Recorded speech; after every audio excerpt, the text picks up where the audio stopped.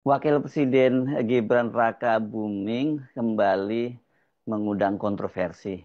Kali ini akun Instagram resminya itu kepergok memfollow akun judol. Wah, ini gawat banget ini ya. Walaupun kemudian Sekretariat Wakil Presiden memberikan penjelasan bahwa eh, itu terjadi ketika Gibran memfollow akun judol itu waktu masih belum menjadi akun judul waktu itu statusnya masih sebagai akun game resmi. Itu penjelasan dari Sekretariat Wakil Presiden. Tetapi penjelasan dari Sekretariat Wakil Presiden itu tidak begitu saja ditelan oleh para netizen. Ada netizen yang menyatakan bahwa ya sebenarnya biasa seperti itu. Jadi orang memfollow satu akun yang kemudian tiba-tiba di tengah jalan akunnya itu berubah, ya itu di luar kuasa dia. Kan biasanya bisa langsung dilakukan unfollow, apalagi sebelum heboh seperti sekarang ini. Tapi masalahnya karena yang memfollow itu akun judul itu adalah Gibran Rakabuming, ya katanya terpaksa mereka tidak bisa bersifat khusnuzon atau berprasangka baik, ya harus karena Gibran ya harus suuzon. Nah ini parah ini kalau udah ada yang berkomentar semacam itu. Ini apa boleh buat ya, namanya netizen aneh-aneh aja komentarnya. Tapi sebenarnya yang ini tadi tidak bisa kita anggap, komentar yang tadi tidak bisa kita anggap apa ya, semacam penyinyiran saja, karena di masa lalu kan kalau kita ngomongin Gibran ini, eh, kita mesti mengkait-kaitkan dengan persoalan Fufu Fafa yang pada waktu itu juga memfollow akun-akun, ya akun-akun bokep gitu disebutnya. Dan ini soal Fufu Fafa ini pun sekarang menjadi salah satu poin yang dipersoalkan oleh para purnawirawan yang sedang mengirimkan surat eh, desakan kepada parlemen, yakni MPR, DPR, dan DPD untuk pemakzulan Gibran Rakabuming. Heboh akun Instagram resmi Gibran Rakabuming itu memfollow akun judul itu tadinya diunggah oleh akun X Crackers Mentah atau @remo CXRE nih ya. Ini kemarin sore dia mengunggahnya tanggal 3 Juni 2025 dan sudah ini yang view-nya atau yang melihat ini unggahan ini sudah 1,4 juta. Ini rame banget ya, dan kalau komentarnya waduh itu nggak keru-karuan ya. Nah, waktu itu dia mencuit begini, "This is our Vice President official account, bro." Kemudian dia mencolek akun @budi bukan Intel, @sugondo se 6666.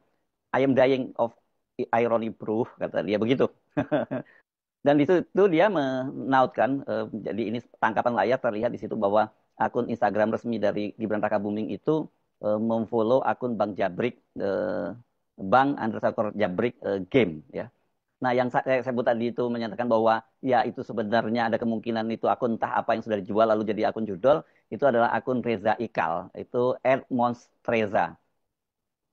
Nah, tapi yang menohok dia bilang begini, "Tapi kalau ke Gibran tentu kita harus suuzon." Ini bahaya sekali. Kalau Anda baca komentar-komentarnya memang itu banyak sekali pro kontra ya tentang ini. Bahwa kemudian ada akun yang sudah eksis, kemudian di-follow oleh banyak orang, tapi kemudian ternyata akunnya itu berubah karena dijual. Itu sebenarnya memang biasa terjadi. Tapi kan ini berkaitan dengan akun seorang wakil presiden, dan akun semacam ini biasanya kan memang dikelola oleh admin.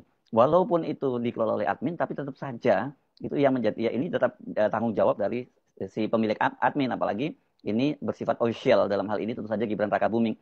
Dan tentu saja yang begini-begini itu harus sangat hati-hati. Kenapa? Karena Gibran Rakabuming itu adalah seorang pejabat publik, dan isu judol itu kan sekarang ini betul-betul sedang jadi isu yang sangat sensitif. Hal itu berkaitan dengan kasus yang sekarang menimpa Menteri Koperasi Budi Ari Setiadi yang sekarang menjabat sebagai Menteri Koperasi.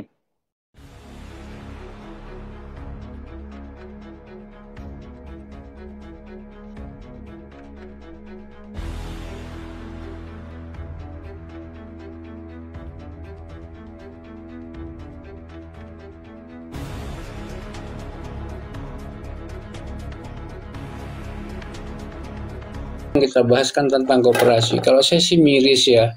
Kalau pemerintah masih membawa program ini koperasi, ya betul-betul lah jalankan koperasi itu sesuai dengan idenya Bung Hatta.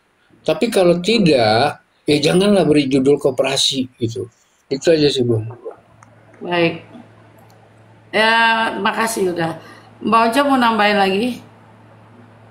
Ya, jadi ketika waktu itu Bung Hatta ini kan sebenarnya konsepnya Bung Hatta ini ya benar tadi melawan sistem kapitalis. Kapitalis itu kan pengisapan manusia atas manusia. Jadi memang makanya dibilang semua itu milik bersama, termasuk kayak alat produksi, penyediaan pupuk Iya. apa segala macam ya kan. Produksi dan komponen-komponennya gitu kan disediakan, diberikan. Ketika rakyat ini menghasilkan, mereka menyetorkan uang ke koperasi tersebut yang disebut dengan iuran anggota. Itu konsep awalnya Bung Hatta. Jadi tidak ada tuh kalau sekarang ini kan petani ini bawa beras kasih ke pengusaha, pengusaha yang nentuin harganya, pengusaha yang jual berasnya, semua. Kalau ini enggak. Jadi petani itu jual gabah, gabahnya diolah jadi beras, ya kan? Harganya bagus dan berasnya itu dijual murah ke petani itu terus lagi dibalikin lagi gitu loh. Nah, itulah yang konsepnya awal Bung Hatta, makanya dibilang milik bersama tuh seperti ya untuk rakyat, dari rakyat, oleh rakyat ya seperti itu. Itu kan tapi kan slogan, tapi prakteknya seperti apa kan kita nggak tahu. Nggak begitu paham, nggak ngerti kan. Nah, seperti itu konsepnya. Karena kan yang tadi saya kasih tahu itu loh. Yang saya tadi bacain. Nah, Ya. koperasi menyediakan semua peralatan yang dibutuhkan oleh tiap anggotanya untuk berproduksi dan menghasilkan ekonomi untuk meningkatkan taraf hidup mereka. Dan begitu mereka menghasilkan, dikembalikan lagi kepada koperasi. Dan sebenarnya yang simpan pinjam itu adalah poin pasal kelima. Jadi pokok koperasi ini bukan simpan pinjam sebenarnya. Simpan pinjam itu ada artikelnya bawahnya lagi, unit usaha lainnya lagi. Iya. Daripada yang tadi saya bilang itu konsep awalnya Bung Hatta ya, pejuang dari Minangkabau, satu kampungnya Pak Edi, it's good. Oke. Mbak Oncom, tapi saya mau ngomong nih sama semuanya nih. Ini kan tanggal 5 kenapa saya giring gitu dari tanggal 1 Juni kemarin ini lebih kepada kita melihat tokoh-tokoh ya. Walaupun saya mencuplik hanya sedikit saja dari kebesaran mereka begitu. Tapi ujungnya nanti di tanggal 5 kita itu akan menampilkan Tan Malaka sebenarnya dalam diskusi kita itu, makanya saya mau brainstorming atau bikin pemanasan dulu 4 hari ini gitu dengan menampilkan tokoh-tokoh sehingga kita nggak gagap gitu nanti kalau menampilkan Tan Malaka dalam diskusi gitu. Gitu tujuan saya sih. Gue nyambung nggak? Cuman keselnya ada beberapa orang bilang udah nggak relevan dengan masa sekarang gitu loh Pak. Jangan kita belit-belit. Ini saya mau jawab, Anda diem dulu. Ini saya mau jawab, Anda diem dulu. Ya.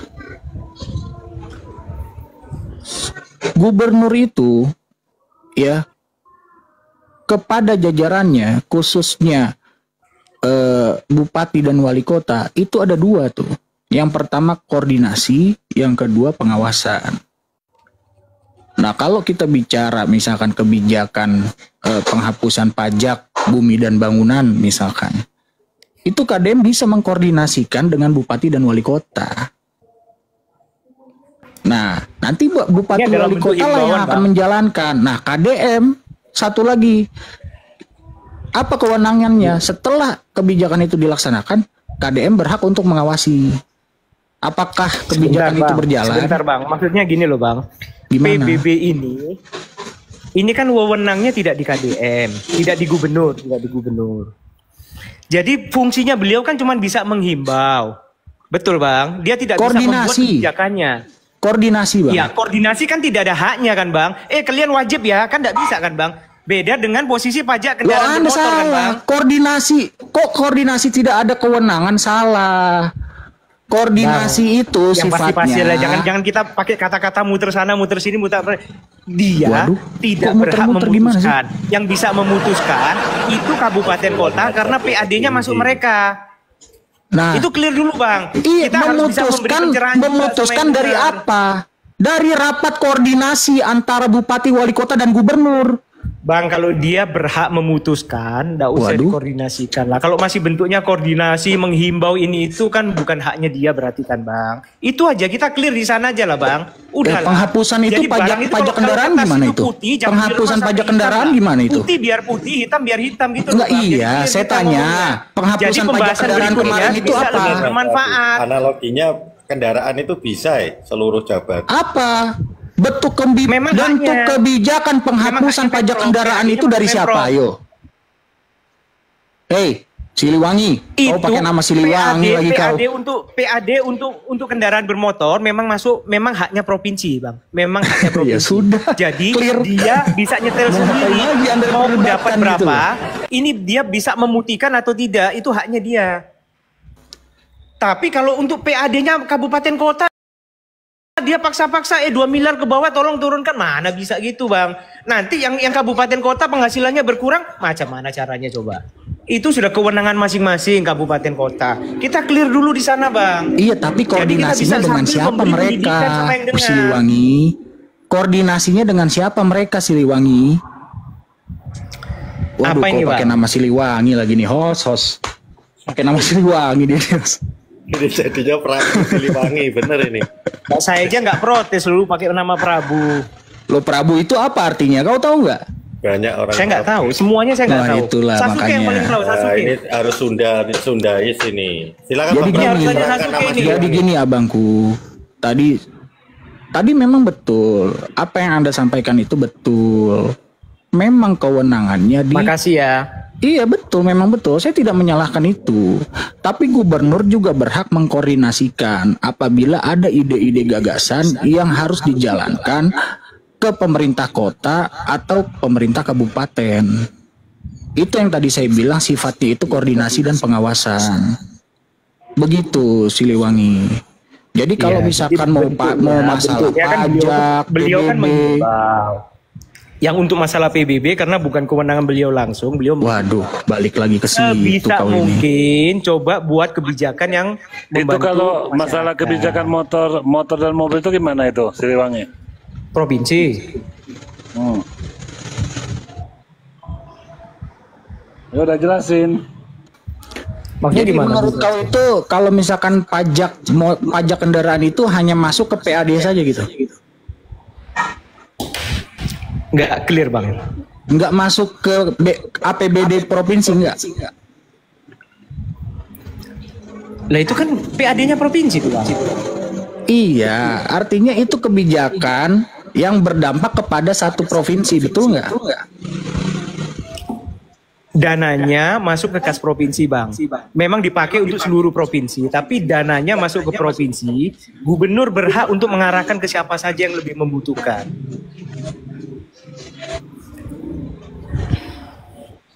Sama nggak dengan PBB? PBB kabupaten kota, Bang. Jadi tidak masuk ke kas provinsi, Bang, masuk ke kas kabupaten kota masing-masing. Kebijakannya itulah PBB yang dipakai untuk tadi yang kabupaten kau kota bilang mendanai kebijakan. APBD mereka. Gimana? Ya salah satu sumber penghasilan yang untuk mendanai kegiatan mereka masing-masing kabupaten kota. Pajak kendaraan salah satu untuk mendanai bukan? Itu provinsi, Bang. Jadi kalau pajak kendaraan itu satu provinsi, Deddy Mulyadi yang mengatur, Depok mau dapatnya berapa? Itu haknya provinsi, Bang. Itu masuk kasnya kas provinsi. Jadi menurut Anda kalau pajak kendaraan masuk itu kasnya kabupaten kota. Iya, jadi gini loh, Bang, barang itu kan gampang kali clear. Memperjelas aja. Sudahlah di situ aja. Enggak, saya nggak muter-muter. Saya hanya mau memperjelas. Anda bilang tadi PBB itu masuk ke kas kabupaten dan kota, betul? Kabupaten kota. Iya, oke. Ya. Kalau kendaraan itu berarti masuknya ke pemerintah provinsi, betul? Kas provinsi, Bang. Iya, kas provinsi. Nah, nanti Pemprov itu yang mengatur. Misalkan wali kota kota A mau dapatnya berapa? Ya, kabupaten A mau dapatnya berapa? Begitu. Jadi gini, Bang. pajak kendaraan itu sudah masuk dalam rangkaian rencana pendapatan dan anggaran belanja provinsi. Iya, yang itu jumlahnya saya paham. 30,99. Itu saya paham, Siliwangi, itu saya paham. Itu saya paham. Maksudnya realisasi anggarannya itu tadi kau bilang kasih, Bang, itu sudah pendapatan untuk provinsi, ya kan? Jadi provinsi nanti yang mengatur, berarti Depok dapatnya berapa, Bogor dapatnya berapa, begitu maksudnya. Nah itu kan sudah masuk di era PBD-nya, Bang. Oke, Mas, terima kasih, Era Mas. PBD yang disahkan sama DPRD kan? Ya, udah. Iya, kamu benar, Setiap kamu tahun benar. sudah disahkan Siliwangi, itu udah. rancangan anggaran anggaran pendapatan dan belanja daerah. Iya, Disahkannya oke. bersama dengan DPRD provinsi. Oke, makasih, oke. Atur nuwun, Bang. Bang Prof masih monitor, Bang. Masih. Nah, tuh tanya langsung, Bang. Silakan, Bang. Enggak. Begini, Bang, aku jelasin, Bang. Itu kalau pajak itu, Bang, masuknya itu ke kabupaten. Dari kabupaten itu dikembalikan ke desa masing-masing yang disebut DBH, dana bahagia hasil. Nah, diperuntukannya itu DBH itu ke desa-desa yang ada di misalkan begini ya, pendapatan desa itu misalkan pajaknya itu 100 juta. Nah, yang 50 itu dikembalikan ke desa.